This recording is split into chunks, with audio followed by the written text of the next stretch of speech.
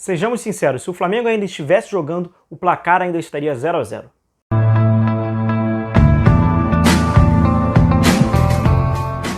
Fala pessoal, tudo bem? Sejam bem-vindos, eu sou o William Godoy. Vamos falar desse joguinho mequetrefe, Fortaleza 0, Flamengo 0, um Flamengo pobrérrimo de condições táticas, de ideias táticas. O Flamengo não ia fazer um gol nunca nesse Fortaleza. E quando teve oportunidade, o Pedro fez uma cobrança bizarra, algo completamente atípico no futebol, 2 toques, enfim. Vamos debater e falar um pouco sobre essa partida. Pedir para você deixar o seu like, deixar a sua inscrição, para você ainda que não conhece o canal, ainda não está inscrito, eu agradeço a força e o apoio.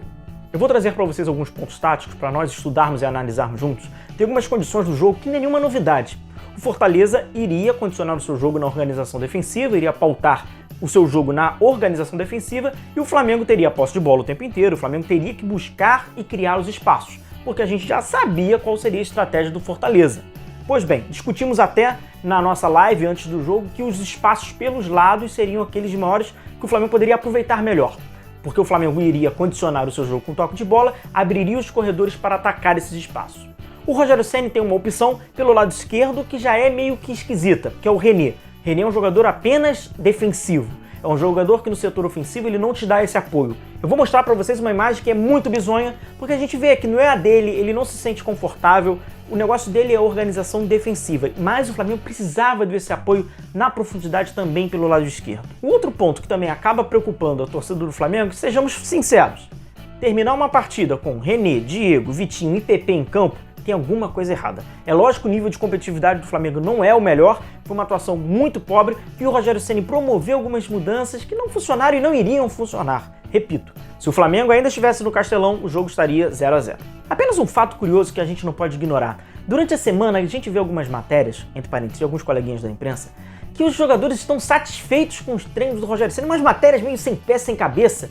Olha, se eles estão satisfeitos com essa pobreza, imagina se eles estivessem insatisfeitos. Porque é um Flamengo que absolutamente não cria nada e não tem condição tática de dar perigo nenhum ao adversário. Vamos iniciar pelo lado direito, para a gente observar algumas condições que foram dadas pelo Fortaleza, que o Flamengo um pouco era perigoso.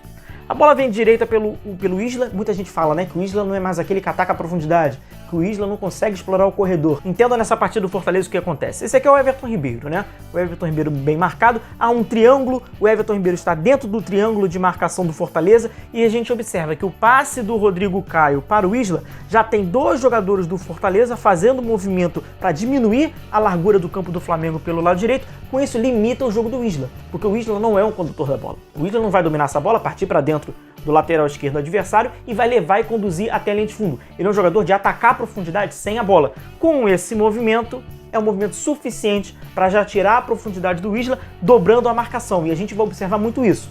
O Fortaleza dobrou a marcação, facilitado pela passividade, pela falta de movimentação e criatividade do Flamengo.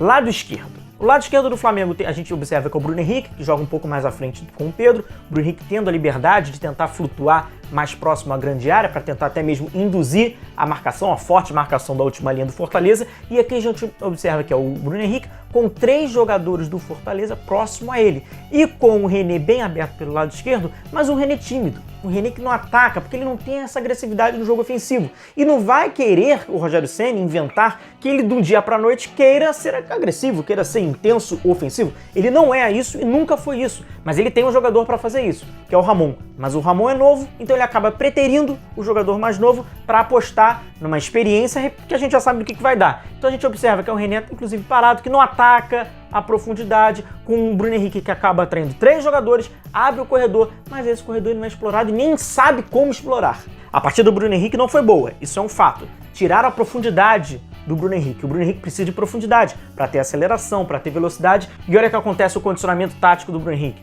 Entre 4 jogadores do Fortaleza, num período que ele vai ter que receber de costas, que não é a dele, não é um homem de referência, ele faz um homem de referência, mas ele não é um homem de referência. Ele é um homem de profundidade, ele é um homem de espaço.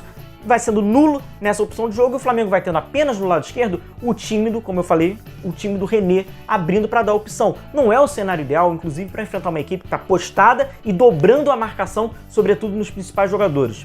Pedro, Bruno Henrique e Arrascaeta. E apesar de toda a pobreza, o Flamengo, numa jogada individual do Pedro, conseguiu criar uma oportunidade. A melhor delas, que é um pênalti. mas o Flamengo, mais uma vez, o pênalti não consegue concluir, o Pedro acaba escorregando, bate na outra perna, 2 toques, não pode, invalidado num péssimo gramado do Fortaleza, mesma empresa que administra alguns gramados que a gente já sabe que são muito ruins, é coincidência? Acho que não, mas o Pedro acabou desperdiçando e isso fez muita falta evidente ao Flamengo. No segundo tempo, o Isla tomou um cartão amarelo, então precisou ser substituído. Então o Rogério Ceni teve pelo lado direito João Lucas, um lateral defensivo, e pelo lado esquerdo René, também lateral defensivo. Então o Flamengo já não criava tanto com muita profundidade, com muita amplitude pelos lados, sobretudo no segundo tempo, onde já não era conveniente as características dos jogadores. E isto aqui eu acho que acaba sendo a grande ilustração da partida, porque fica claro que é um Fortaleza fazendo uma linha de 4, com 5 jogadores no meio e um jogador apenas à frente. É um bloco defensivo baixo, onde precisa que o adversário tenha movimentação,